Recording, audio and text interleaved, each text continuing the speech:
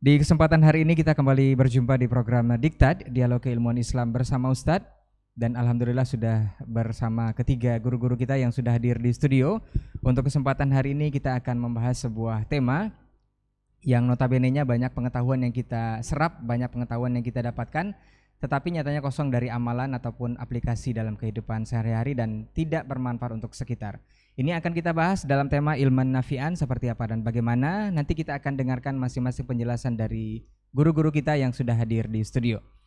Tapi sebelumnya kita sapa dulu guru kita yang sudah hadir di studio kesempatan hari ini. Ada Ustadz Dr. Dasman Yahya Ma'ali LCMA Hafizahullah Ta'ala. Assalamualaikum Ustadz. Khair Ustadz. Alhamdulillah, barakallahu fiik Ustadz. Semoga Allah selalu menjaga antum dan keluarga. Nah, kemudian ada guru kita Ustadz Dr. Hidayatullah Ismail LCMA Hafizahullah Ta'ala. Assalamualaikum Ustadz. Sehat Ustadz ya? Alhamdulillah. Begitu juga mudah-mudahan antum dan keluarga selalu dijaga Allah Ustadz. Dan ada guru kita Ustadz Dr. Helmi Basri LCMA Hafizahullah Ta'ala. Assalamualaikum Ustadz. Kabar baik Ustadz? Alhamdulillah, khair. Nah Ustadz, semoga Allah selalu menjaga Ustadz juga dan keluarga insyaAllah. Taib, generasi Romani dan pemirsa KMTV, untuk tidak memperpanjang mukadimah, kita akan langsung saja kepada pembahasan. Seperti biasa, seperti yang antum simak sebelum-sebelumnya, kita akan minta kesediaan guru kita Ustadz Dr. Dasman Yahya Ma'ali LCMA Hafizahullah Ta'ala untuk pertama. Faliyatafadhal masykura Ustadz. Nah,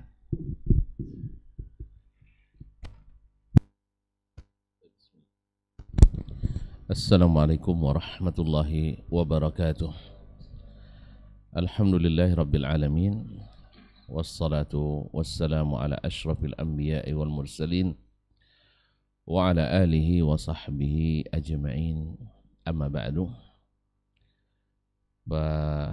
Usi nafsi wa iyyakum ayyuhal muslimun wa ayyatuhal muslimat bitaqwallahi azza wa jalla rabbil ardi was samawat fa innahu qad fazal muttaqun.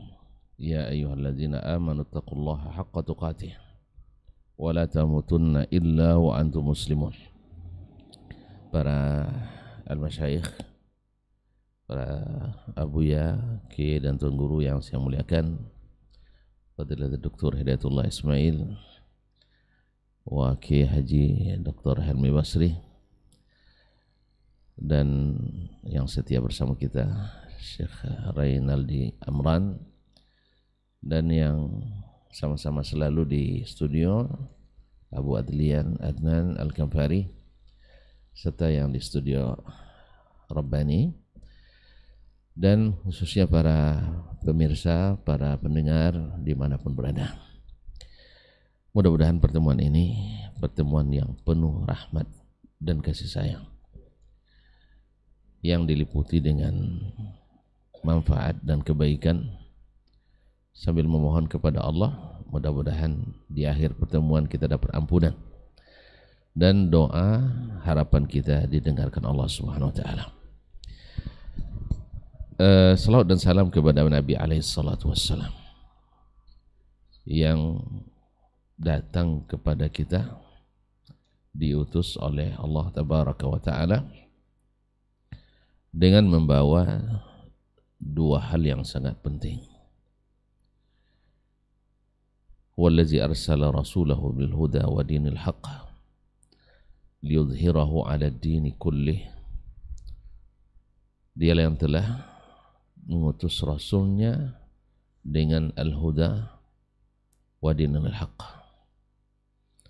liyudhhirahu 'ala ad-dini kullih, supaya dia menangkan, dia zahirkan agama ini di atas agama semuanya, menjadi agama yang terbaik, agama yang diberikan Allah Subhanahu wa taala tamkin dan pertolongan, sehingga yang lain merujuk kepadanya sesuai dengan misi yang Allah sebutkan, wa kadzalika ja'alnakum ummatan wasata litakunu syuhada'a 'alan nas. Demikianlah telah kami jadikan kalian sebagai umat yang wasat. Wasatan udulan kamilin, adil dan sempurna, atau bersikap wasatan, pertengahan dan moderat. Jadi konsep moderat itu ada di kita, bukan harus mengikut konsep yang lain. litakunu syuhada'a 'alan nas, agar kalian menjadi saksi terhadap manusia. Apa saksi? Saksi itu mengesahkan atau membatalkan. Kalau ada orang nikah kan, ditanya saksi itu sah. Kalau tidak sah kata saksi, diulang lagi itu. Zaman kan apapun aturan dan undang-undang yang ada di dunia ini harusnya ditanyakan ke orang Islam. Kalau kata orang Islam sah, maksudnya berdasarkan Al-Quran Sunnah sah. Tapi keadaan kan sekarang berbaliknya. Mungkin ini yang menjadi sebab kenapa materi ini diangkat. Saya mukadimah seperti biasa, isi nanti ada pada tuntutan guru kita. Ma'asyarul kiram dirahmati Allah Subhanahu wa taala. Yang mengutus Nabi kepada kita membawa al-huda wa dinil haqq. Abdullah bin Abbas, habrul ummah wa turjumanul Quran radhiyallahu anhu wa an abi dan ummi, menafsirkan atau salah satu tafsir dari kata al-huda adalah ilmu nafi', wa dinil haqq al-amalu as-salih. Antara ilmu dengan amal, mulai dari mabna katanya, mabna kalimanya, satu akar semua, ilmu, amal. Ain, lam, mim. Jadi di amal diletakkan mim di tengah. Dan kata para ulama lughah, kesamaan mabna akan ada kesamaan pada makna. Ada hubungan, baik hubungan kausalitas sebab akibat maupun hubungan hubungan kesamaan dan sebagainya. Nah, ilmu yang bermanfaat mesti menghasilkan buah amal yang saleh. Oleh itu kaum muslimin dan muslimat dirahmati Allah SWT, kita dapatkan Nabi kita alaihi salatu wassalam banyak sekali berdoa tentang dua hal ini. Allahumma rzuqni ilman nafi'ah wa amalan wa rizqan tayyiba wa amalan mutaqabbala. Amal mutaqabbal itu amal saleh, yang tidak saleh tidak diterima. Kemudian dalam Al-Quran sebelum, "Fan kana yarju liqa'a rabbih falyamal amalan salihah." Hendaklah beramal yang saleh. Kaum muslimin kaum muslimat dirahmati Allah Subhanahu wa taala. Dalam doa-doa Nabi alaihi salatu wasallam juga sering beliau meminta kepada Allah Subhanahu wa taala supaya dijauhkan dari ilmu yang tidak bermanfaat. Di antaranya doa beliau adalah Allahumma inni a'udzubika min ilmin la yanfa wa amalin la yurfa wa qalbin la yakhsha wa du'ain la yusma. Ilmu, saya minta perlindungan kepadamu dari ilmu yang tidak bermanfaat. Kemudian dari amal yang tidak diangkat. Dan hati yang tidak khusyuk, doa yang tidak didengar. Berkata para ulama, siapa manibtuliya bi ilmin la yanfa. Siapa yang diuji dengan ilmu yang tidak bermanfaat, akan diuji dengan amalin la yurfa, amal tak diterima. Apa sebab? Karena ilmunya tidak diamalkan. Berarti walaupun dia beramal tapi tidak berdasarkan ilmu yang diketahui. Berilmunya tidak manfaat. Berapa banyak orang tahu berilmu tapi setelah itu berbalik. Awalnya dikatakan lurus tapi selepas itu bengkok lagi. Akhirnya siapa yang diuji dengan ilmu yang tidak dimanfaatkan, selalu katakan ada ilmu orang itu tersesat karena salah satu ada dua hal. Satu, tak berilmu sama sekali, lalu jalan terus, tidak mau pula bertanya, ditunjukkan marah, ya kan? Ditunjukkan marah, jahil, tidak berilmu, ingin berjalan, ingin beramal, tapi dia tegur, tidak boleh. Ini mesti tersesat. Yang kedua, alim, orang berilmu tetapi tidak mengikuti ilmunya. Kalau tidak ikut ilmunya, apa yang diikuti? Adalah nafsunya, keinginannya, pikirannya. Kalau ilmu mengatakan begini, tapi dia mengatakan pikirannya tidak. hanya tersesat juga. Tersesat pemikirannya, tersesat amalannya. Nah, oleh itu siapa yang diuji dengan ilmu yang bermanfaat pasti diuji dengan amal yang tidak diangkat. Nah, bila orang diuji wa nibtuliya bi amalin la yurfa, siapa yang diuji dengan amal yang tidak diangkat, ubtuliya bi qalbin la yakhsha, wa hadha musyahad. Orang yang tidak mengamalkan seperti ilmunya, terus otomatis amalnya tidak diterima, pasti hatinya juga la yakhsha, lahin, berdoa tetapi lahin sahin. Pada Allah SWT katakan innallaha la yaqbalu atau la yastajibu liqalbin sahin lahin atau lahin sahin.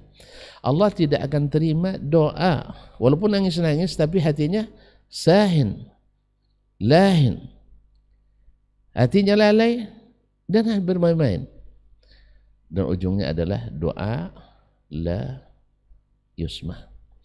Karena Allah katakan ini orang lalai, hatinya tidak tunduk, hatinya tidak khusyuk, maka tidak diterima doanya.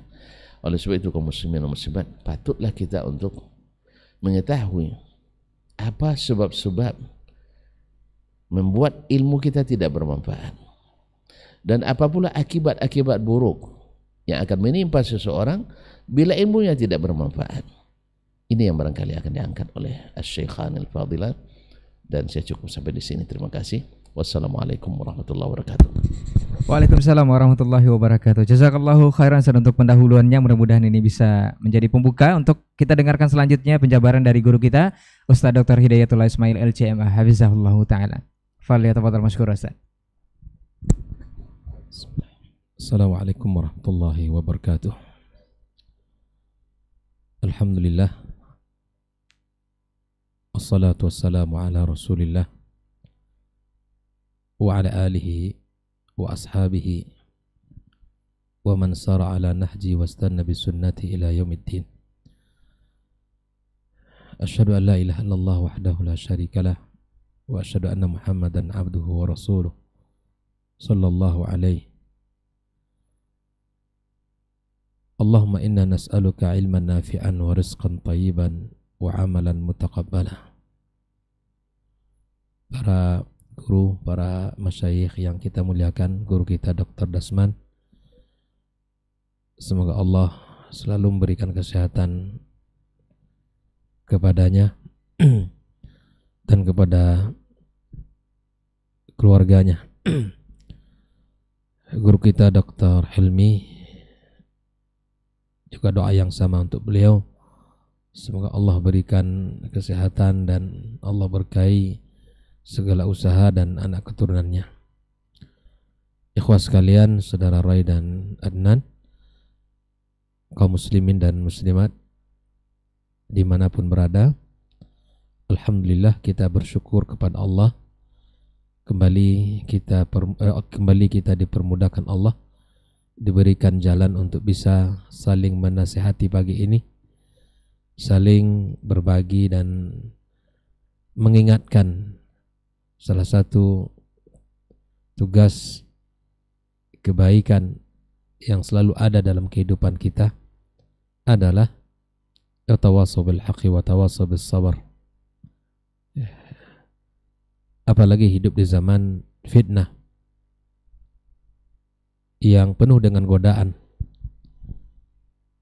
Sekali waktu kita akan mudah tergelincir dan jatuh kepada kesesatan, jatuh kepada dosa dan bahkan penyimpangan yang mengakibatkan kita mendapatkan murka dan kemarahan Allah Subhanahu wa taala.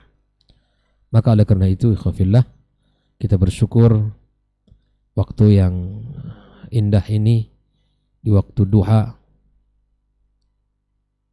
yang dengan sinaran cahaya matahari menyinari bumi, ya mudah-mudahan ilmu yang kita bahas pun menjadi atau menyinari hati kita. Hati ini perlu kita selalu sirami dengan air ilmu sehingga dia bisa subur. Karena Nabi kita sallallahu alaihi wasallam telah menyebutkan di dalam sebuah hadisnya perumpamaan ilmu dan hidayah yang aku sampaikan, kata Rasulullah SAW, adalah ibarat hujan yang turun ke bumi.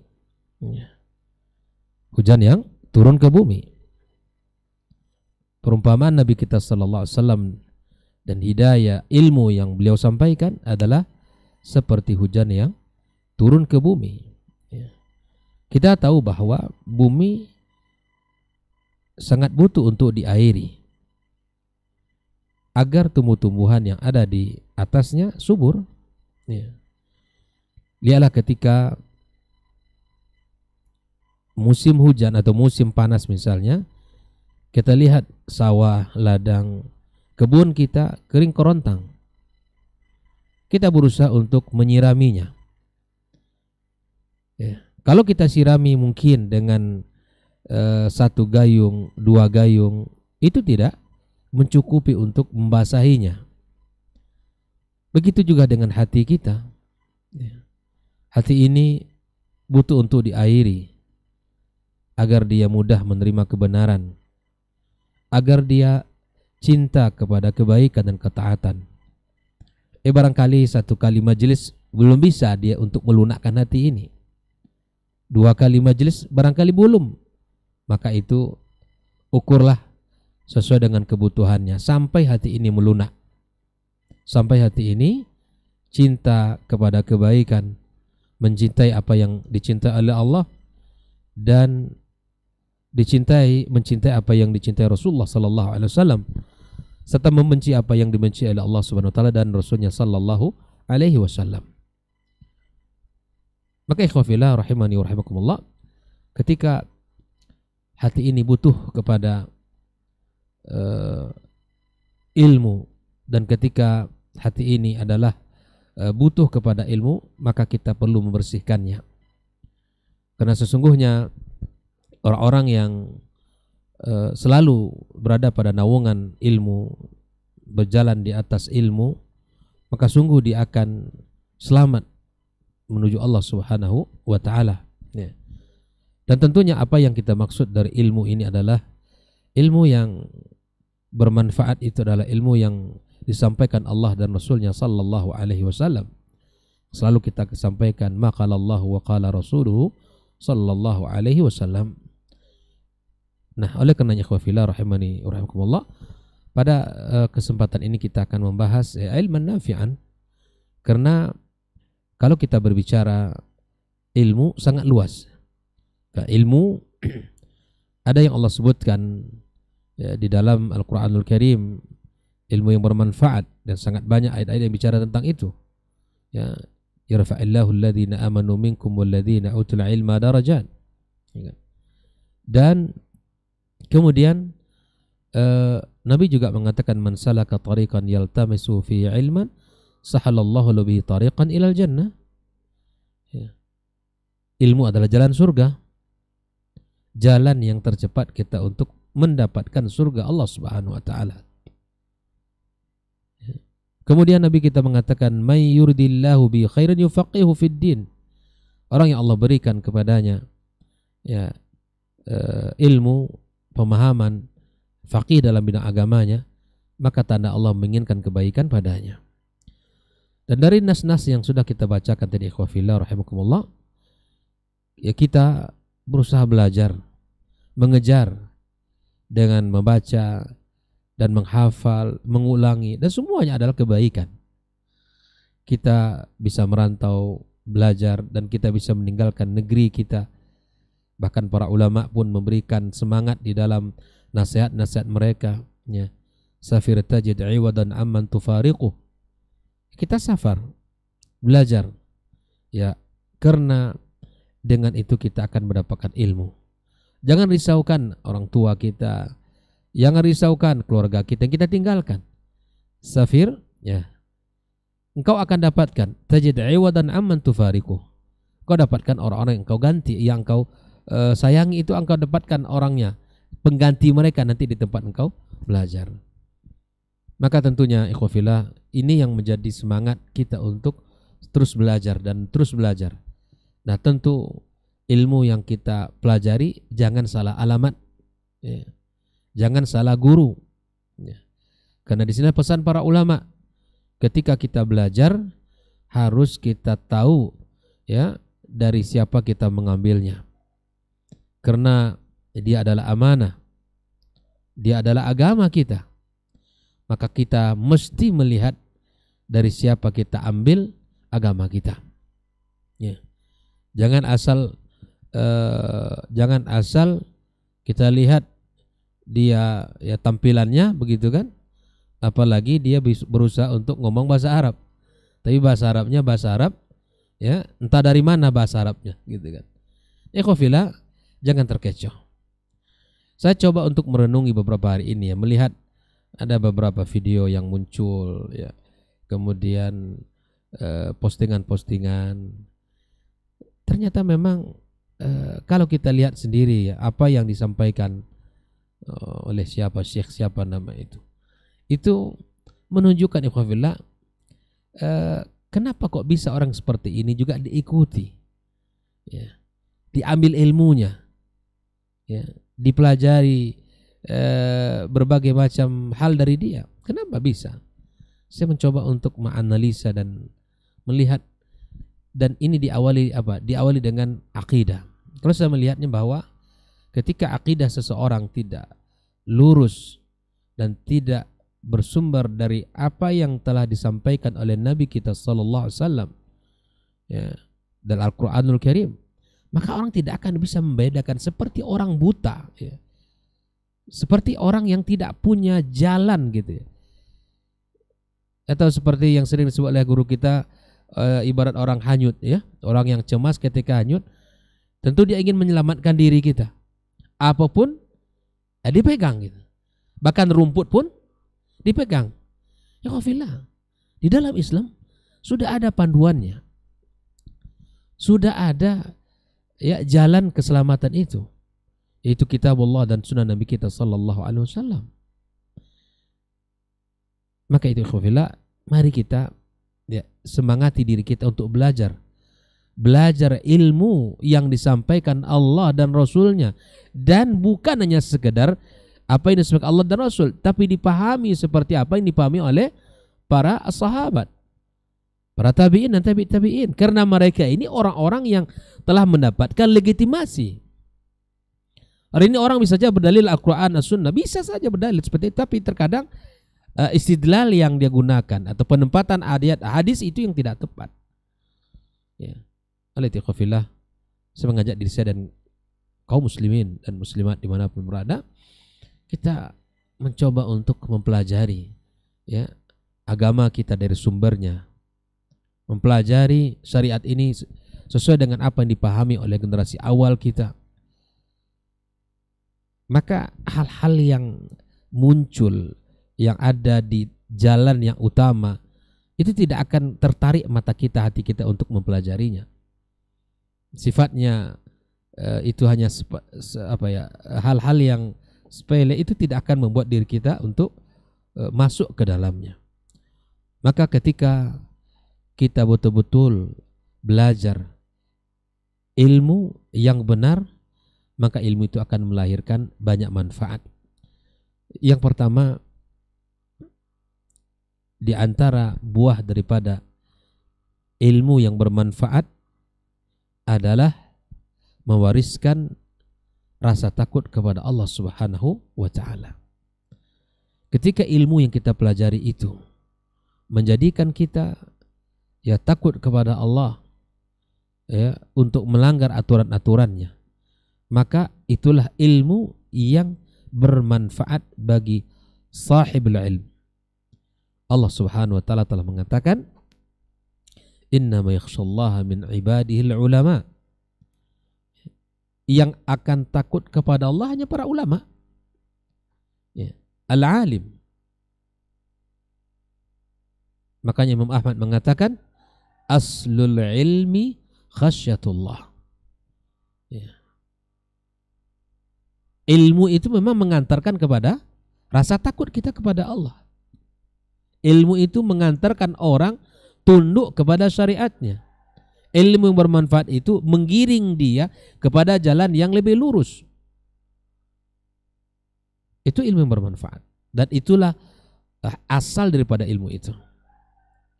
Abdullah ibnu Mas'ud radhiyallahu ta'ala anhu mengatakan, kafa bi khasyatillahi ilman wa kafa bil iqtiraru bihi jahla. Maka cukup kita untuk mengukur orang yang berilmu itu dari sisi dia takut kepada Allah.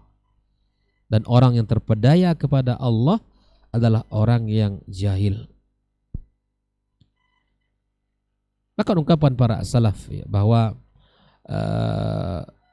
sepintar apapun dia, sebanyak apapun ilmunya, tapi dia bermaksiat kepada Allah dengan apa yang ia ketahui, maka di saat dia bermaksiat itu disebut jahil.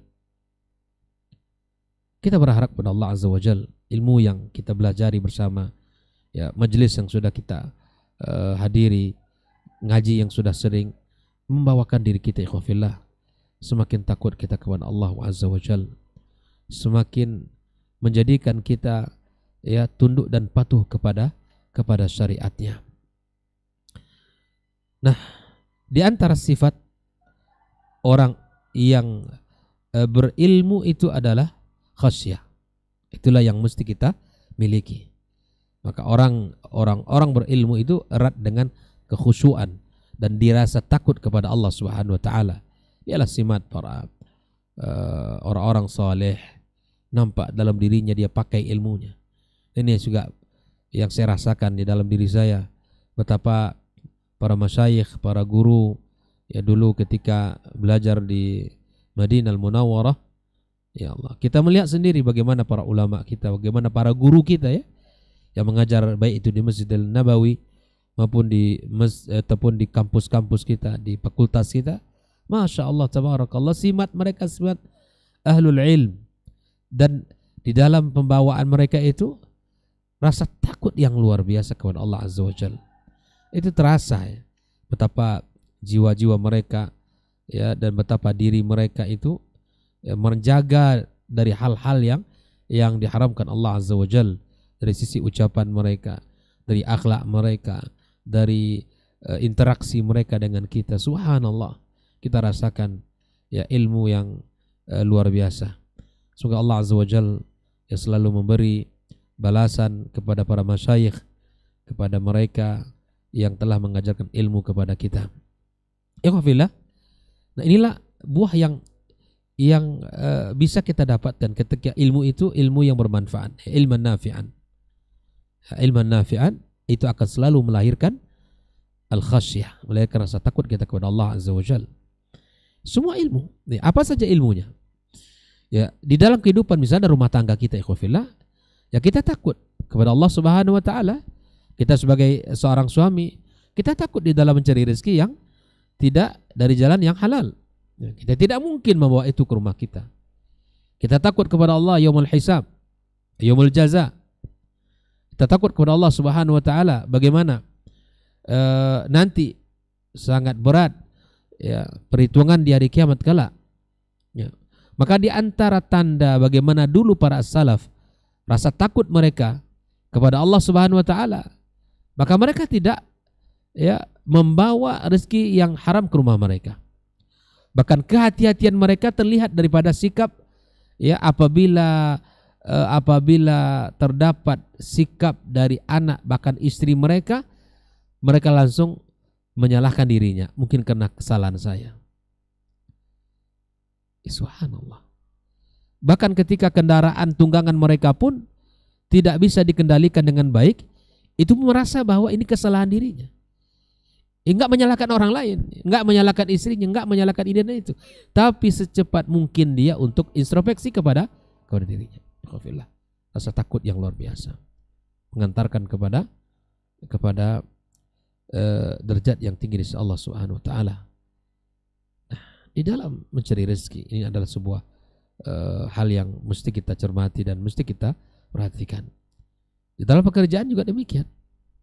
Tanggung jawab kepada anak. Ya. Mendidik anak itu adalah memberikan hak mereka, bukan merampas hak mereka. Mendidik anak itu adalah memberikan hak-hak mereka, bukan merampas hak mereka. Karena sebagian orang, subhanallah, memahami bahwa pendidikan itu cukup dengan memberikan makan minum, tapi tidak ada kasih sayang, tidak ada kebaikan-kebaikan, pelukan, tidak ada sapaan, dan seterusnya. Dan ini bukan bagian daripada pemahaman yang benar, ikhwafillah. Berikan hak kasih sayang, berikan hak tempat, berikan hak ini dan itu. Semua bagian daripada ilmu yang bermanfaat, maka dia mengamalkan firman Allah Subhanahu wa taala dalam kehidupan keluarga, wa ashiruhunna bil ma'ruf. Jadi kita ini khawatir kepada Allah kalau kita nanti tidak mengamalkan atau tidak bermuasyarah dengan baik, kita termasuk orang-orang yang zalim kepada keluarga kita. Ikhwafillah rahimakumullah. Maka ilmu yang bermanfaat sekali lagi mengantarkan kita kepada kehati-hatian di dalam bertindak, di dalam berbuat, di dalam berinteraksi antara sesama kita, di dalam berhubungan, baik itu sama keluarga kita, internal kita, atau sama orang tua kita, atau sama orang-orang yang ada di sekitar kita, tetangga kita, jiran kita, atau kepada masyarakat secara umum. Kita harus menjaga diri dan kita harus berhati-hati. Nah, ketika ilmu ini ilmu bermanfaat, insya Allah itu bisa mengawal kita. Nah, yang kedua, ikhwafillah, di antara buah daripada ilmu yang bermanfaat adalah ilmu yang mewariskan amal. Ya. Ilmu yang mewariskan amal. Di antara ungkapan para ulama adalah ta'allamu al-ilma, belajarlah kalian ilmu. Fa in 'alimtum fa'malu bih. Kalau kalian sudah belajar, maka amalkan. Maka ilmu yang bermanfaat menggiring kita untuk bisa mengamalkan ilmu itu. Membuka hati kita untuk bisa mengerjakannya. Inilah ilmu yang bermanfaat. Dan ini yang kita minta setiap hari, setiap pagi. Nabi SAW menjaga paginya dengan mengucapkan doa, Allahumma inni as'aluka ilman nafi'an, wa rizqan tayyiban wa amalan mutaqabbala. Nah, ikhwafillah, sebelum kita minta rezeki yang baik dan sebelum amal kita diterima Allah, maka kunci utamanya adalah ilmu yang bermanfaat yang bisa mengawal kita untuk bekerja, mengawal kita untuk beramal. Nah, sesungguhnya ilmu yang bermanfaat sekali lagi mewariskan amalan dalam kehidupan kita. Belajar bukan sekadar untuk menambah wawasan. Belajar bukan menambah ilmu pengetahuan yang letaknya hanya di sini. Hanya retorika kemudian disimpan sebagai gagasan, wawasan. Bukan itu. Tapi ujung daripada ilmu itu adalah amal. Sekarang banyak Al-Quranul Karim yang bicara tentang itu. Ketika kita berbicara tentang ilmu, ketika kita berbicara tentang iman, itu ujungnya adalah al-amal. Ya. Bahkan ketika Allah Subhanahu Wa Taala banyak menyebutkan tentang keutamaan ilmu itu sendiri dalam Al-Quranul Karim. Ikhwafillah, ketika bukalah cerita tentang Allah Subhanahu Wa Taala menceritakan tentang kondisi orang Yahud yang mereka ini diberikan oleh Allah Subhanahu Wa Taala ilmu, tapi mereka ibarat keledai yang kemudian hanya tidak bermanfaat bagi dirinya, tidak bermanfaat bagi dirinya, cuman membawa kitabnya banyak tapi tidak menghasilkan amal buah daripada kehidupannya. Maka saya mengajak diri saya dan kita semua, para mahasiswa, para mahasiswi, kaum muslimin dan muslimat dimanapun berada, mari kita ukur sejauh mana ilmu ini menjadi buah dalam kehidupan kita, buah amal. Bukankah dalam hadis Nabi kita SAW juga Nabi mengatakan tentang di antara pertanyaan lan tazula qadama abdin yaumal qiyamati hatta yus'ala an arba'. Di antara pertanyaannya apa? ya, tentang ilmu sejauh mana kita amalkan. Ada konsekuensi, ada pertanggungjawaban dari ilmu yang kita tuntut ini. Nah, yang kita inginkan tentu ilmu ini dipakai dalam kehidupan kita, dan itu adalah salah satu buah daripada ilmu yang bermanfaat. Ya, ilmu yang menghasilkan amal saleh, ilmu yang menghasilkan ketunduan, kepatuhan kepada Sang Khalik. Sebagaimana memang tujuan kehidupan kita Allah ciptakan adalah untuk mengabdikan diri kita kepadanya. Wa ma khalaqtul jinna wal insa illa liya'budun. Inilah tujuan pokok kita berada di dunia ini.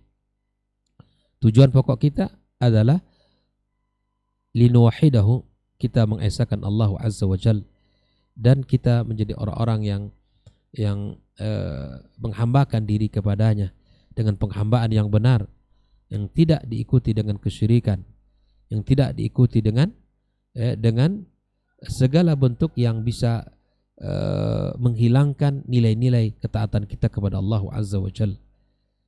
Bersihkan akidah kita, jauhkan dari kesyirikan, ya, pahami agama dengan baik dan benar sesuai dengan pemahaman para as-salafil ummah. Kita ajak diri kita ajak keluarga kita, orang-orang terdekat dengan kita dakwai, ya, kita pahamkan bahwa kita ini adalah yang kita inginkan adalah al-amal, ya. Bahkan para ulama pun mengatakan ilmu itu akan terjaga, akan terasa ada kapan? Ketika kita mengamalkan, ya. Hatafal ilm bil amal, ya. Cara kita untuk menjaga ilmu kita dengan mengamalkannya. Pelan-pelan kita amalkan satu persatu. Semangat kita untuk belajar, semangat kita mengamalkan. Ini hal yang kita minta dalam kehidupan kita, ikhwafillah. Dan rasakanlah betapa nikmatnya ketika kita dari pagi kita bangun, ya, sampai kita tidur kembali, kita berada di atas pengawalan ilmu ini, maka di situ adalah kebahagiaan dalam diri kita. Ada kebahagiaan dan ada kenikmatan yang kita peroleh di dalam diri kita. Dan itu tidak bisa dinilai dengan harta benda, tidak bisa dinilai dengan kekayaan, tidak bisa dinilai dengan apapun dari kenikmatan dunia ini. Ada rahatus sadar, ada rahatul bal yang kita rasakan di saat kita berbuat, beramal, ya, kita di atas ilmu. Itu adalah kenikmatan yang luar biasa, dan itu kita rasakan kebahagiaan yang sangat luar biasa. Maka kawalah hari-hari kita untuk selalu berada di atas ilmu, dan kemudian kita berusaha untuk mengamalkan apa yang sudah kita pelajari dari ilmu kita. Tentu masih banyak buah daripada ilmu yang bermanfaat untuk kita semuanya, ya, dan nanti akan dilanjutkan oleh guru kita Dr. Halimah Basri dengan penjabaran yang lebih dalam lagi dan lebih banyak, ya, insyaallah. Wallahu taala alam bissawab. Dan saya minta maaf kepada ikhwan sekalian, dan saya minta ampun kepada Allah Subhanahu wa taala jika ada kata-kata yang kurang berkenan. Wallahu taala alam, wabillahi taufik, wa sallallahu ala nabiyyina Muhammadin wa ala alihi washabbihi ajmain. Wassalamualaikum warahmatullahi wabarakatuh. Waalaikumsalam warahmatullahi wabarakatuh. Taib, jazakallahu khairan Ustaz. Untuk lanjutan materi kita di kesempatan hari ini, kita masih di Diktat bersama guru-guru kita. Selengkapnya kita dengarkan juga penjelasan dari guru kita Ustaz Dr. Helmi Basri LCMA hafizahullah taala. Falyatafadhal masykur Ustaz. Nah. Bismillahirrahmanirrahim. Assalamualaikum warahmatullahi wabarakatuh. Alhamdulillah, wassalatu wassalamu ala Rasulillah wa ala alihi wa sahbihi wa mawala. Asyhadu an la ilaha illallah wahdahu la syarikalah wa asyhadu anna Muhammadan abduhu wa rasuluh la nabiyya ba'dah. Yang sama-sama kita muliakan guru-guru kita, Dr. Dasman, Dr. Diatullah. Semoga Allah selalu menjaga mereka. Saudara Ray, Saudara Adnan yang setia berada di studio, ikhwah para pendengar dan yang menyaksikan acara kita, semoga kita senantiasa dimudahkan oleh Allah Subhanahu wa taala untuk istiqamah berada di atas jalan syariatnya. Bersyukur kita kepada Allah Subhanahu wa taala Alhamdulillah pada kesempatan ini kita kembali dimudahkan oleh Allah Subhanahu wa taala untuk mengisi waktu yang mudah-mudahan itu bisa menjadi ibadah yang dapat menambah pahala kita. Yang mudah-mudahan waktu demi waktu catatan kebaikan kita selalu bertambah. Kita hendaknya senantiasa mengisi waktu dengan baik, karena kalau seandainya waktu kita tidak isi dengan yang baik, kita khawatir justru akan terisi dengan hal-hal yang buruk, dan itu akan menyulitkan kita di hari mahsyar kelak. Kita perbanyak salawat dan salam kita untuk Rasulullah sallallahu alaihi wasallam. Allahumma salli ala Muhammad wa ala ali Muhammad.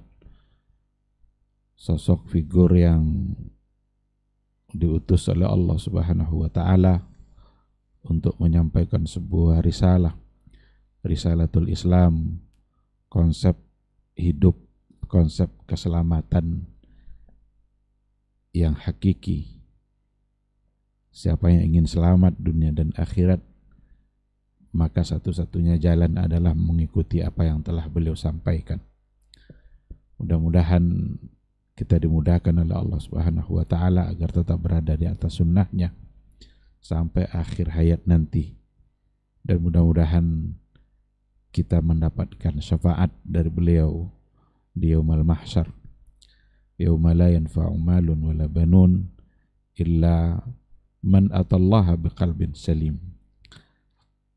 Ikhwati fillah, tema kita pada hari ini adalah ilman nafi'an, ilmu yang bermanfaat. Sebuah tema yang sangat penting untuk kita dalami agar kita paham seperti apa itu ilmu yang bermanfaat. Apa gunanya ilmu yang bermanfaat itu? Dan apa ada ilmu yang tidak bermanfaat? Pentingnya ini untuk dipahami terlihat dari doa Rasulullah sallallahu alaihi wasallam di setiap pagi setelah sholat subuh. Ada zikir-zikir yang diajarkan, yang salah satu dari zikir ba'dal fajar itu adalah doa ini. Ini penggalan dari sebuah doa. Allahumma inni as'aluka ilman nafi'a wa rizqan tayyiba wa amalan mutaqabbala. Ada 3 doa yang diajarkan oleh Nabi di sini. Pertama adalah ilman nafi'a, yang kedua adalah rizqan tayyiba, sedangkan yang ketiga adalah amalan mutaqabbala. Kalau seandainya kita coba menganalisa dan mengamati untaian kata yang disampaikan oleh Nabi dalam doa, itu urutan yang luar biasa dan sangat tepat sekali. Dan Nabi di sini mengawalinya dengan ilman nafi'ah. Kenapa juga tidak dikatakan ilman sahihah? Ada sebuah analisa yang disampaikan oleh Syekh Khalid As-Sabat. Kenapa bukan ilman sahihah? Kata ilman nafi'ah itu lebih luas maknanya daripada ilman sahihah. Karena ilmu yang sahih belum pasti bermanfaat kalau seandainya tidak diamalkan. Oleh karena itu, selain dari tadi yang sudah disampaikan oleh guru-guru kita tentang substansi dari ilman nafi'ah, setidaknya ilmu itu akan disebut bermanfaat.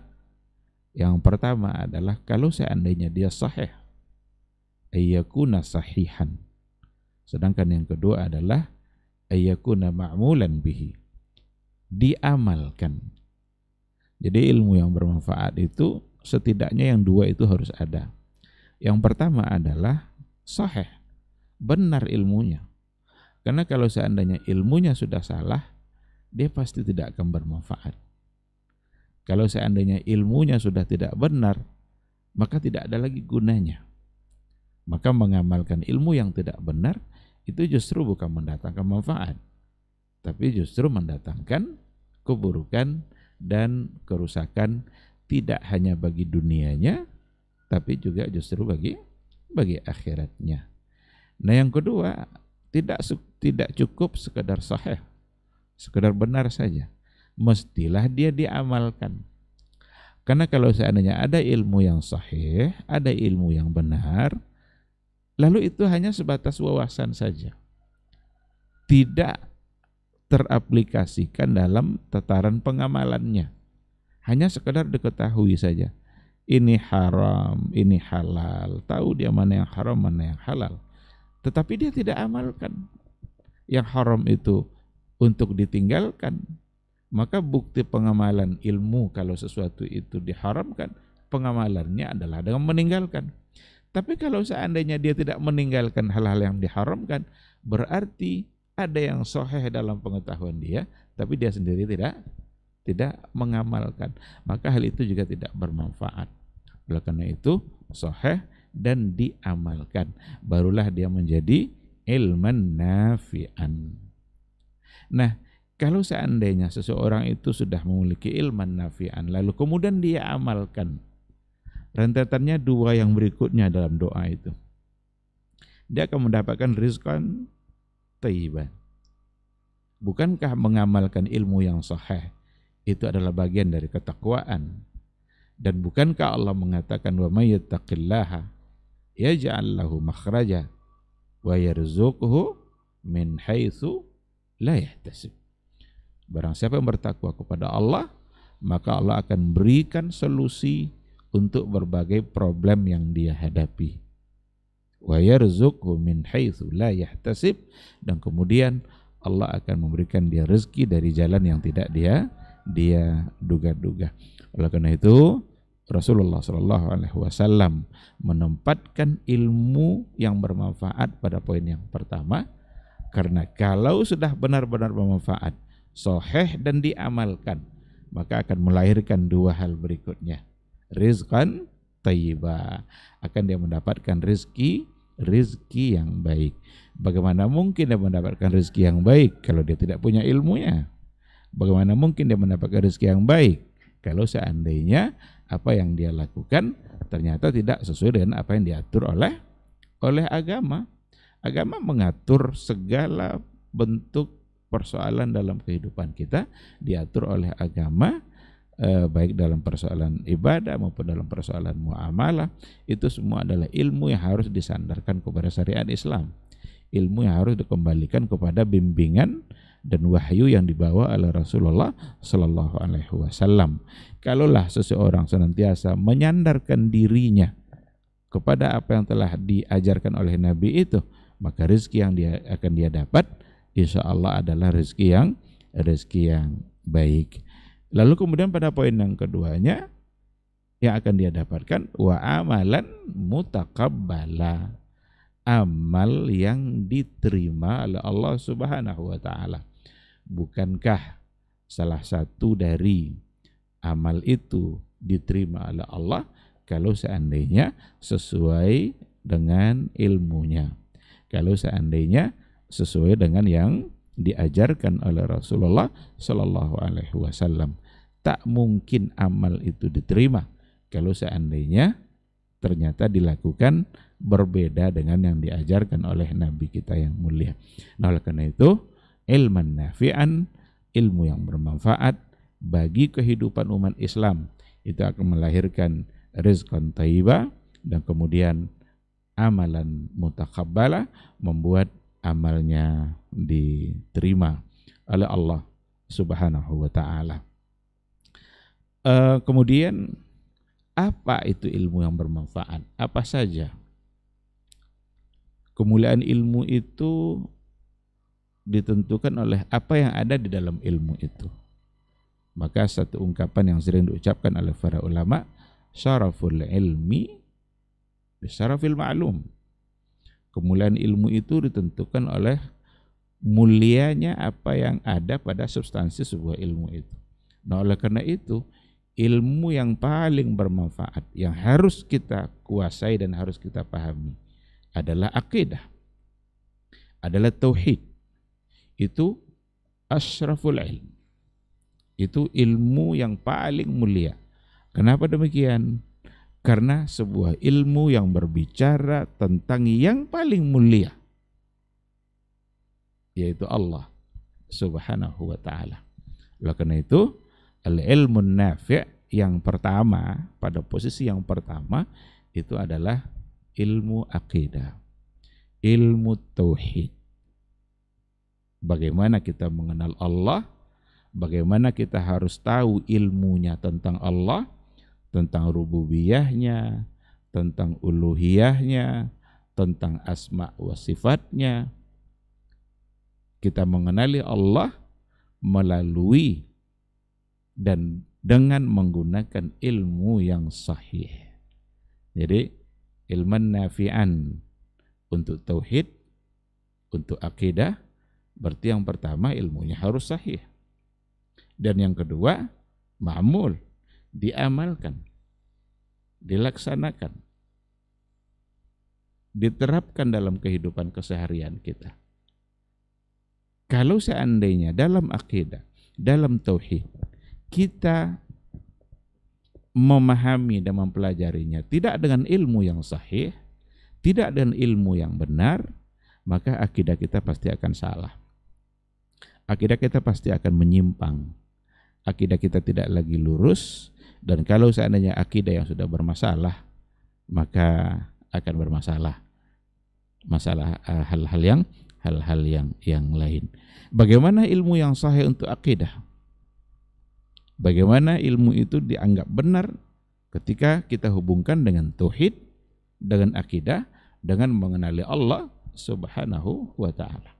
Adalah ketika akidah kita, ketika kita mengenali Allah, itu kita kembalikan kepada apa yang dikatakan oleh Allah Subhanahu wa ta'ala dalam Al-Qur'annya, dan apa yang dikatakan oleh Rasul sallallahu alaihi wasallam di dalam hadisnya. Apa yang ada dalam Al-Quran tentang Allah, dan apa pula yang ada dalam hadis tentang Allah yang disampaikan oleh nabinya, itulah al-ilmu sahih. Itulah ilmu yang benar, bukan dengan cara-cara yang lain. Jangan kita sampai salah dalam mengenali Allah, karena akan berujung juga pada kesalahan-kesalahan. Karena ada sebahagian mengenali Allah dengan cara mengenali makhluk. Maka muncullah sebuah riwayat, man arafa nafsahu faqad arafa rabbahu. Siapa yang kenal dengan dirinya, maka dia akan kenal dengan Rabbnya. Maka diperbanyaklah kajian-kajian pengenalan diri yang tidak berujung entah kemana. Bahkan ada yang sampai gila dalam memahami dirinya sendiri. Nanti mengenali Allah melalui makhluk. Dicoba analisa, makhluk itu begini.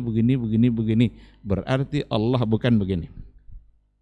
Karena Allah bukan makhluk. Makhluk itu ciri-cirinya dia bergerak. Kadang dia diam. Maka makhluk bisa bergerak, bisa diam. Kalau begitu, Allah sebagai Khalik tidak bergerak dan tidak diam. Nah, ini kesimpulan. Makhluk menempati sesuatu. Kalau makhluk menempati sesuatu, berarti dia butuh kepada sesuatu. Karena dia menempati. Nah, kalau begitu berarti Allah tidak menempati sesuatu apapun. Bahkan orang-orang Jahmiyah, kelompok-kelompok Jahmiyah mengatakan bahwa Allah itu tidak di luar alam dan tidak di dalam alam. Allah tidak di luar alam dan tidak di dalam alam. Kalau gitu ada enggak Allah itu? Karena dia memahami Allah melalui makhluk dulu. Makhluk itu mesti berada pada satu tempat, imma di luar, imma di dalam. Sekarang kita di dalam ruangan. Sebentar lagi kita akan berada di luar. Hanya itu saja. Di dalam atau di luar. Dan itu ciri-ciri makhluk. Asal makhluk mesti di situ. Di dalam atau di luar? Oh, kalau begitu Allah la fi kharijil alam wala fi dakhil. Tidak di luar alam dan tidak pula di dalam alam. Ini cara-cara begini tidak memperkenalkan kita kepada Allah yang sesungguhnya. Tidak membuat kita kenal dengan siapa Rabb kita. Kenapa demikian? Dikarenakan oleh ilmunya ghairu sahih. Ilmunya tidak benar. Untuk mengenali Allah, lihat, baca, pahami, tadabburi apa yang disampaikan oleh Allah dalam Al-Qur'annya dan apa yang disampaikan oleh Rasul dalam hadisnya. Kalau dengan cara itu, itulah al-ilmu sahih, itulah ilmu yang benar. Apa kata Allah tentang dirinya? Ar-Rahmanu 'alal 'arsy istawa. Allah bersemayam atau berada di atas arsy. Tidak perlu lagi ditanya-tanyakan apakah itu menunjukkan arah atau tidak. Karena ini yang membelenggu orang hari ini. Kata-kata apakah itu menunjukkan arah atau tidak. Padahal istilah jihah, istilah jarihah, istilah jisim, istilah jirim, macam-macam itu jauhar, arat, itu lahir dari lidahnya ahlul kalam. Dia itu tidak pernah muncul pada masa Nabi dan sahabat yang dinisbatkan kepada Allah Subhanahu wa ta'ala. Maka ketika ada yadullahi fawqa aydihim ma mana'aka an tasjuda lima khalaqtu biyadayya. Apa yang menghalangi kamu sujud kepada Adam yang aku ciptakan dengan kedua tangan saya? Hari ini orang mempertanyakan, itu dua tangan itu jarihah atau tidak? Buat apa mempertanyakan itu? Karena dia sedang bicara kaifiyah. Sedangkan kaifiyah hanya Allah yang tahu. Laisa kamislihi syai'un. Kenapa muncul pertanyaan-pertanyaan seperti tadi itu? Jarihah atau tidak? Ini arahkah atau tidak? Karena berangkat dari ilmu yang tidak benar. Karena dia berangkat dari memahami makhluk dulu, baru kemudian dibawa ini semuanya untuk menolak apa yang ada pada Allah, karena Allah bukan makhluk. Nabi dalam sumpah-sumpahnya sering begini, wallazi nafsi biyadihi, demi jiwaku yang ada pada tangannya. Kira-kira Rasul ketika itu sedang meyakini Allah punya tangan atau tidak? Apakah ada muncul pertanyaan ini jarihah? Apakah ini jisim? Istilah jisim tidak pernah disandarkan kepada Allah pada masa salaf sahabat dulu. Itu baru muncul pada masa ahlul kalam, Mu'tazilah, Khawarij, Jahmiyah, Asy'ariyah yang belakangan ikut-ikutan dan berbagai macam bentuk aliran yang lainnya. Yang ada zat ada. Kalau nafsun juga ada. Karena innallaha kataba ala nafsihi ar-rahmah. Berarti ada kata nafsun dinisbatkan kepada Allah. Tapi kata jisim tidak pernah ada. Coba aja cari mana. Kalau ada hadisnya coba. Menisbatkan kata jisim kepada Allah. Tapi kalau nafsun itu ada bahkan dalam ayat Al-Qur'anul Karim. Tapi apakah kita ada sebut kata nafsun lalu kemudian akan ditolak juga? Berarti Allah tidak punya nafsun. Padahal kataba ala nafsihi ar-rahmah. Dia telah mewajibkan terhadap dirinya. Jadi kalau seandainya dengan cara seperti itu, maka akan tertolaklah. Sekarang kata nafsun yang ada pada ayat tadi, yang ada pada lafaz nas tadi, kata ba'ala nafsi, itu jisim kah? Nah, perlu dipertanyakan. Karena mempertanyakan itu akan membuat kita salah dan menyimpang dari akidah yang benar. Kenapa demikian? Sahabat tidak pernah nanya dia. Tapi paham tidak dia? Paham. Ketika dikatakan lima khalaqtu biyadayya, sahabat paham enggak kira-kira makna yadayya itu sebagai dua tangan? Sekarang ada kecenderungan dari Asy'ariyah yang ada hari ini tentang arti dari kata makna. Kan ada di antara ungkapan itu tafwidul makna. Apakah makna yang dimaksud di sini adalah terjemahan kata? Enggak mungkin orang Arab minta terjemahan kata. Jadi kalau ada kata makna, tafwidul makna, kesalahan yang sekarang itu adalah karena mereka mengira makna itu adalah terjemahan kata.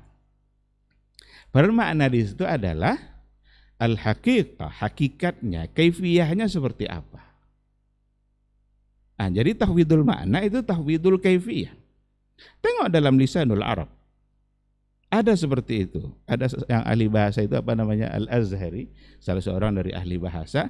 Al-makna bimakna tafsir. Al-makna bimakna tafsir. Jadi serahkan penafsirannya kepada Allah. Bukan serahkan artinya kepada Allah. Masa kata yadun orang Arab tidak tahu artinya? Masa kata wajah harus diserahkan artinya kepada Allah. Jadi yang diserahkan kepada Allah itu bukan arti katanya, tapi hakikatnya, kaifiyahnya seperti apa. Itu yang tidak tahu. Hanya Allah yang tahu. Sekarang kalau ada kaidah dalam kaidah fikih ada bunyinya begini. Al-aslu fit tasarrufat bil maqasidi wal ma'ani. Ma'ani itu jamak dari kata makna. Ini makna di sini apa ini? Apakah terjemah kata? Kan tidak. Makna di sini maksudnya adalah ini kan maqasidi wal ma'ani. Apa arti ma'ani? Bukan arti kata, bukan terjemahan sebuah kata. Karena kalau terjemahannya diserahkan kepada Allah, berapa banyak nanti ayat Al-Quran yang justru tidak dipahami. Padahal Nabi itu diutus untuk menjelaskan isi Al-Quran. Sinilah kesalahan-kesalahan yang terjadi, dan masih banyak yang tetap mempertahankan kesalahan itu. Seharusnya tidak dipertahankan ya. Kesalahan bukan untuk dipertahankan. Kesalahan kan harus untuk dirubah dan kembali kepada kebenaran. Jadi yang benar itu bukan tafwidul makna dalam artian serahkan artinya kepada Allah, tapi tafwidul makna dalam artian serahkan kaifiyahnya kepada Allah. Inilah yang diucapkan oleh Imam Malik, al-istiwa ma'lum, al-kaifu majhul. Atau dalam bahasa lain, al-istiwa ghairu dalam bahasa lain itu selain daripada ghairu majhul, wal kaifu ghairu ma'qul. Apa kira-kira maksud Imam Malik ketika dia bilang al-istiwa ma'lum? Istiwa itu diketahui. Apakah sekedar diketahui kalau itu ada dalam Al-Quran? Konyol kali rasanya kalau itu maksudnya. Diketahui ada dalam Quran gitu. Nggak diketahui artinya. Istiwa itu mafhum, ma'lum. Nggak perlu dipertanyakan lagi.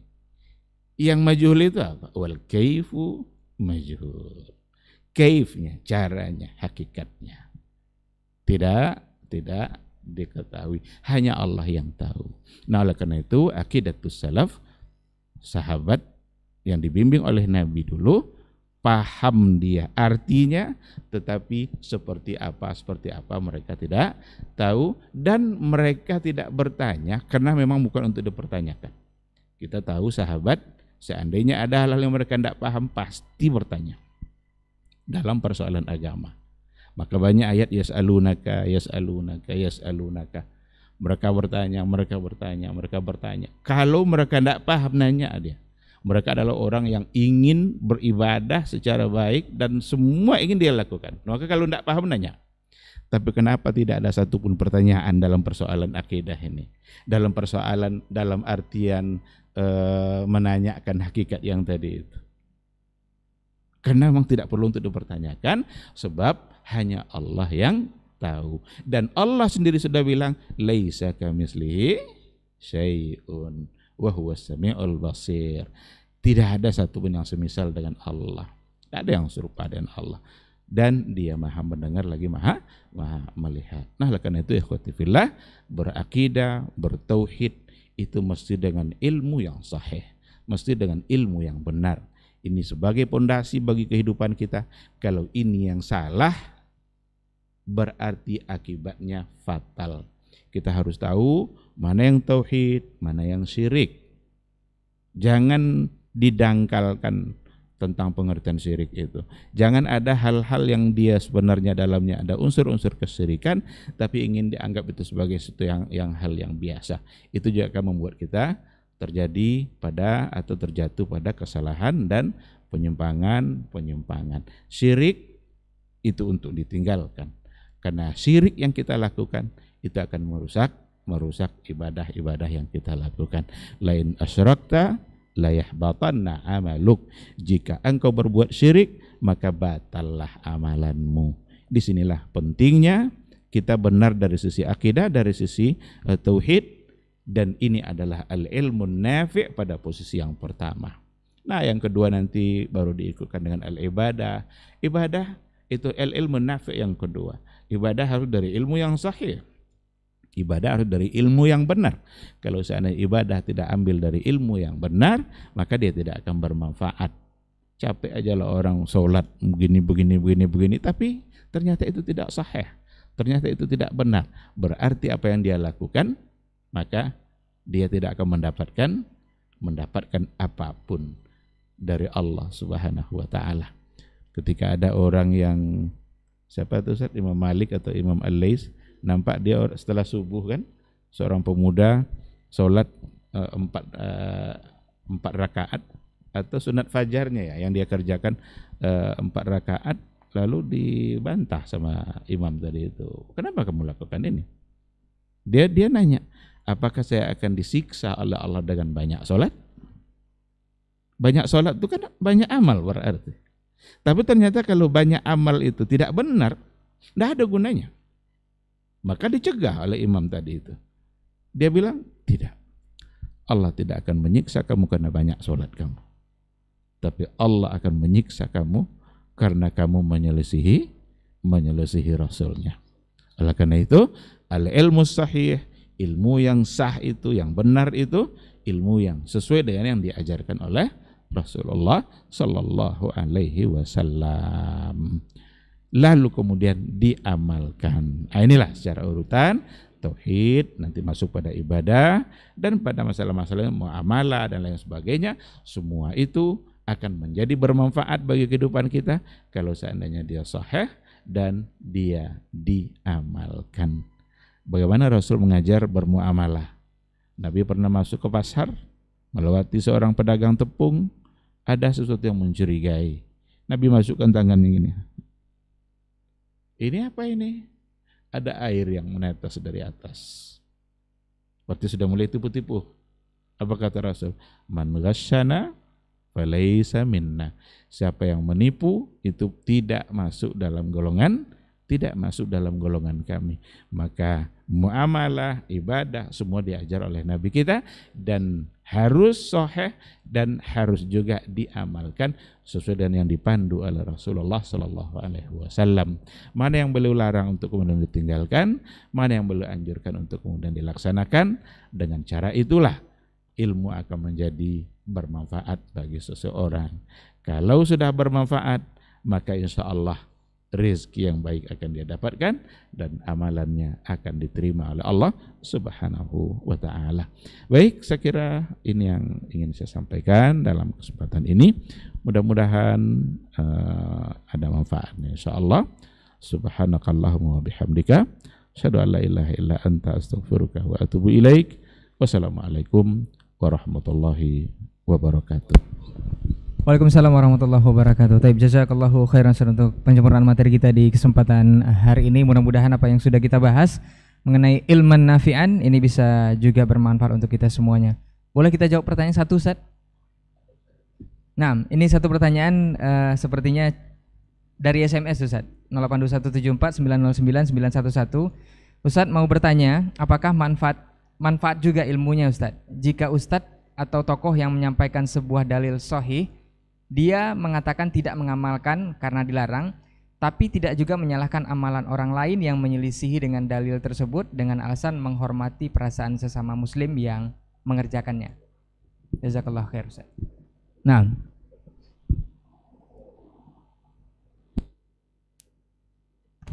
Bismillah wassalatu wassalamu ala rasulillah wa ala alihi wa sahbihi wa wala wa ba'du. Kalau saya tidak salah paham dengan pertanyaannya, bahwa dia punya ilmunya tetapi tidak diamalkannya dan tidak menyalahkan orang yang melanggarnya dengan alasan menjaga perasaan orang lain.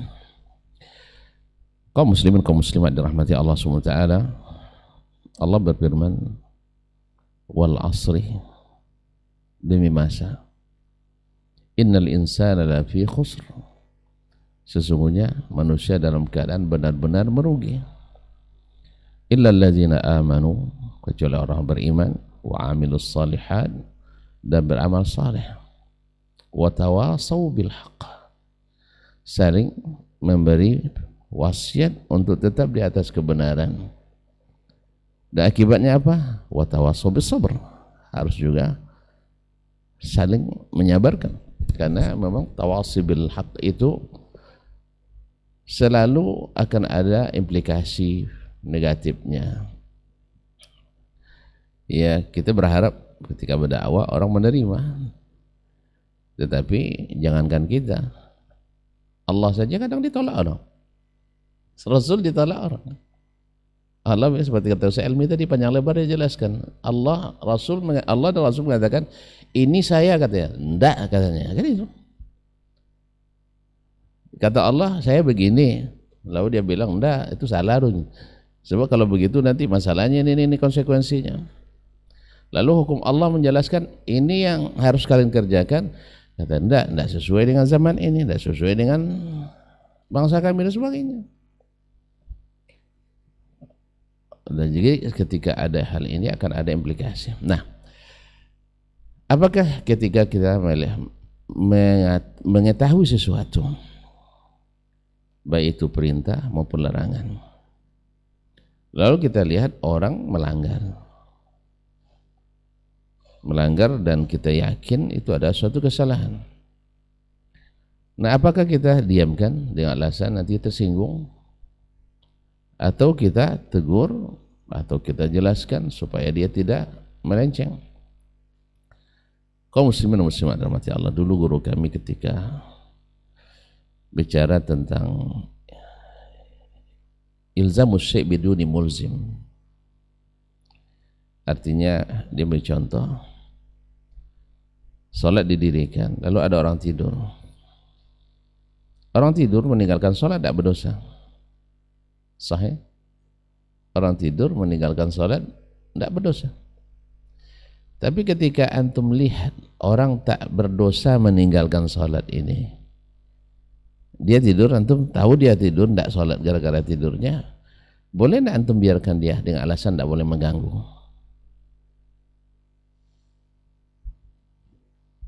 Hah? Ini kan dia meninggalkan, boleh saja dia meninggalkan karena dia nggak tahu. Tapi sekarang antum tahu, kalau antum tak bangunkan, dia meninggalkan sholat, berdosa antum?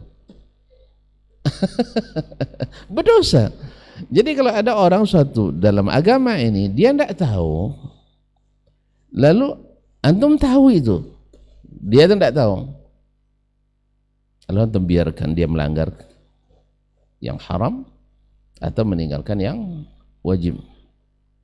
Nah saat itu antum kalau tidak sebutkan berdosa, karena datang hadis Abu Hurairah Tirmizi radhiyallahu Imam Tirmizi dari Abu Hurairah radhiyallahu anhu, man atahu Allah ilman fakatamahu aljamahu Allah yaumil qiyamati bilijamin min nar.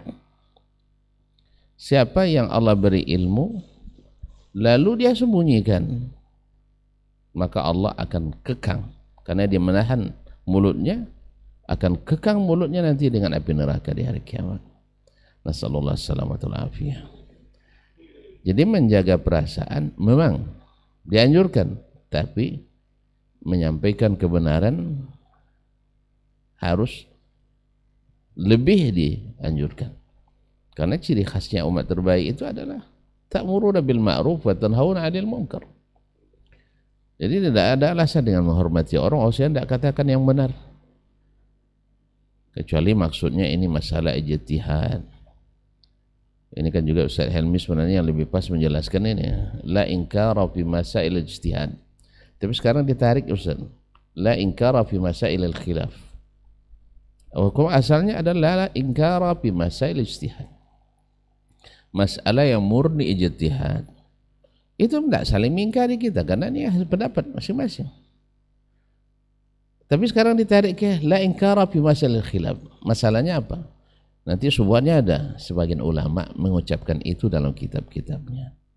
La inkara fi masail khilaf. Sama dengan sekarang dia orang mencari-cari kan, Syekh itu mengatakan syair itu nyanyian. Supaya nanti ditarik seolah-olah Syekh mengatakan syair itu musik. Dan dia menyamakan hukum nyanyian dengan musik. Padahal Syekh ketika menyamakan itu di saat hari ini syair-syair orang rata-rata pakai musik. Bukan maksudnya syair itu bermakna musik. Tapi dicari-cari. Memang sebuah itu memang pandai cari hal-hal yang abu-abu itu. Padahal kalau dia tanya langsung ke Syekh, dan kita kan dekat tahu Syekhnya kan, tahu maknanya. Orang yang hanya baca di bukunya tidak akan sepaham orang yang pernah mendengar langsung dengan telinga dan mendengar langsung dari mulut beliau dan lama bergaul dengannya, tidak akan sepaham orang itu. Tapi memang ahli subah itu memang begitu. Jadi dicari la inkar fasil khilaf. Itlaq yang seperti ini padahal yang dimaksud oleh ulama ketika menyebutkan la fasil khilaf, khilaf yang sebabnya mansya'nya adalah ijtihad.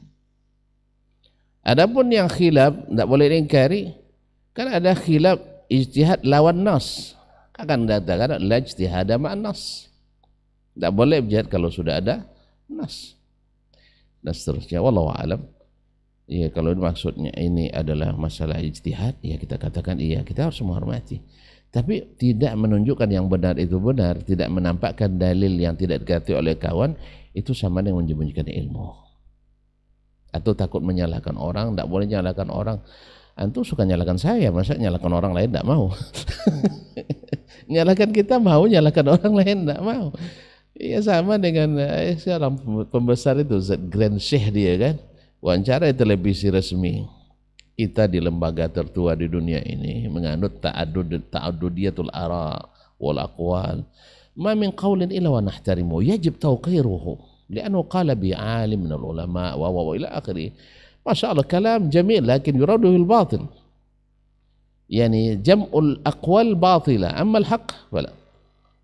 فقال له مدير الجلسة اسمه محاور وما رأيكم في الوهابية؟ لا بس 13 ثانية hanya 13 detik berubah. Jadi keedah yang dibangun itu ternyata hanya gunung es. hanya apa istilah gunung salju ya. Gunung salju yang runtuh. Katakan kita menganggap pluralitas berpendapat, siapa saja boleh berpendapat. Terus Wahabi nggak boleh? Apa sebab? Karena Wahabi ini nanti akan membongkar kebatilan-kebatilan yang ini rupanya yang maksud beliau itulah sesama sesat tak boleh saling menyesatkan. Tapi kalau antara yang benar ya harus dikat, harus disesatkan. Nasallallahu salamatan afiyah. Kalau itu maksudnya saya sekarang tidak ilmiah. Ya, tidak ilmiah. Yang ilmiah adalah yang benar dikatakan benar, yang salah dikatakan salah. Nah, di saat kita berada di posisi yang benar, maka alhamdulillah. Di saat di posisi yang salah, alhamdulillah tidak akan hina kita rujuk kepada kebenaran. Nabi saja ditegur Allah, sahabat ditegur Rasulullah. Semua mereka tidak jatuh mereka ketika mereka kembali kepada hak. Bahkan ada mereka ditegur oleh masyarakat rendahan, tapi dengan Al-Quran, dengan hadis. Bukan seperti kita iza qila law taqilla akhazatul izzatu bil itsm. Kita kadang-kadang ditegur ittaqillah, takut pada Allah. Awak boleh belalaknya. Saya siapa? Antum bilang siapa saya? Saya lebih bertakwa kepada Allah daripada Allah. Kalau antum bertakwa, ini larangannya, tinggalkan. Ini kebatilannya, tinggalkan. Tapi tak akhazatul izzatu bil itsm. Nasallallahu salamatul afiyah. Mohon maaf dan terima kasih. Barangkali ada tambahan daripada masyayikh. Dipersilakan. Nah, Wassalamualaikum warahmatullahi wabarakatuh. Baik. Fadhal Ustaz. Baik, bismillahirrahmanirrahim. Saya kira tadi sudah cukup panjang jawaban dari Dr. Dasman, guru kita. Saya ingin sedikit menambahkan bahwa bedakan antara kita mengingatkan kesalahan satu perbuatan dengan menyalahkan atau menuduh pada orangnya. Jadi tidak ada yang harus tersinggung. Ketika ada satu hal yang salah, kita tahu itu salah, maka kita menjadi kewajiban kita untuk mengingatkan itu salah. Orang tadi apakah tersinggung atau tidak? Kita tidak nyinggung dia, kita bilang perbuatan ini salah. Sekarang bolehkah kita katakan di hadapan orang-orang berjudi, judi itu haram? Tidak boleh kalau dia tersinggung. Kan nanti tersinggung dia kan? Singgung hatinya, saya judi itu masa saya bilang gitu? Enggak. Sekarang biar orang lain tidak terjebak pada kesalahan yang sama, bilang perbuatan judi adalah perbuatan yang haram. Itu kita menyalahkan perbuatan. Jadi bedakan nanti ketika kita mengingkari satu perbuatan yang memang itu salah oleh agama dan tidak ada yang harus merasa tersinggung. Jangankan untuk mengingatkan kesalahan dalam maksiat seperti itu. Kesalahan dalam ketika beribadah yang sudah tidak sesuai saja, itu Nabi kan melakukan. Ada tiga orang yang datang ke rumah Nabi. Ada yang ingin puasa terus tidak berbuka, ada yang ingin sholat malam terus tidak ingin tidur, ada yang ingin tidak mau menikah hanya takut karena ibadahnya terganggu. Nabi tahu kalau itu salah, bahkan Nabi malah naik mimbar dia. Nabi ingin merubah, menyatakan, menyampaikan kalau itu salah. Kalaulah tidak boleh seperti itu kan, nanti khawatirlah nanti yang tiga tadi itu singgung. Tidak usahlah saya sampaikan, khawatir nanti rusak perasaannya. Kalau gitu tidak ada yang perlu disampaikan nanti. Maka kita menyampaikan agama, menyampaikan mana yang benar, amar ma'ruf atau mana yang salah, nahi mungkar, kita fokuskan pada perbuatannya tanpa menyinggung-nyinggung yang lain. Tapi ya tentu saja dengan cara yang baik. Kalau naik mimbar sebut namanya si fulan tuh, itu barangkali bisa jadi itu sebagai sesuatu yang salah. Bahkan ada pula nanti saatnya memang diperlukan. Ketika kalau dengan tidak menyebutkan itu membuat orang menjadi tidak tahu apa sebenarnya yang ingin disampaikan. Mungkin bisa untuk disampaikan. Maka Allah mencela Firaun dalam Quran. Allah mencela Namrud dalam Al-Quran. Berarti ada saat hal-hal yang memang harus disampaikan. Tapi sekali lagi, ketika kita mengingatkan akan satu kesalahan, tidak mestilah ada yang merasa tersinggung, karena kita hanya mengingatkan kepada orang lain agar tidak melakukan hal yang sama. Maka menghukumi perbuatan itu belum pasti menghukumi pelakunya. Karena di sini juga sering rancu dalam persoalan ini. Ketika kita mengingatkan itu adalah perbuatan syirik, jangan lakukan. Oh, berarti ini masuk neraka. Berarti ini sepulan ini musyrik lalu masuk neraka. Kita justru ingin tak ada satupun yang masuk neraka. Sama-sama tidak masuk neraka. Maka kita ingatkan bahwa itu perbuatan syirik, perbuatan yang salah, jangan lakukan itu. Dan ketika kita menyampaikan itu, tidaklah sedang menghukumi pelakunya musyrik lalu masuk neraka. Karena ini yang beredar sekarang itu, bahkan banyak dibuatkan isu-isunya, suka musyrik-musyrikkan, suka mengafir-ngafirkan, suka membid'ah-bid'ahkan, memasukkan orang ke dalam neraka. Siapa yang mau masukkan orang ke dalam neraka? Tidak ada. Kita malah menginginkan semua kita masuk surga. Jadi ini barangkali sekedar tambahan. Wallahu subhanahu wa ta'ala a'lam. Baik, jazakallah khairan untuk jawabannya. Mudah-mudahan saudara atau saudari yang bertanya untuk kesempatan hari ini bisa memahami dari jawaban Ustadz. Dan kita cukupkan untuk hari ini diktar kita di Ilman Nafi'an. Mudah-mudahan kita bisa memperoleh ilmu yang bermanfaat dengan amalan yang diterima hendaknya sesuai dengan doa Nabi kita. Jazakumullah khairan Ustadz untuk waktu dan juga ilmunya. Mudah-mudahan di kesempatan lain kita akan bersama kembali. Dan jazakumullah khairan juga untuk antum yang sudah menyimak dan melayangkan pertanyaan di 082174909911. Afwan untuk semua salah kata yang kita bicara. Kita tutup dengan doa kafaratul majelis. Subhanakallahumma wa bihamdika asyhadu an la ilaha illa anta astaghfiruka wa atubu ilaik. Wassalamualaikum warahmatullahi wabarakatuh.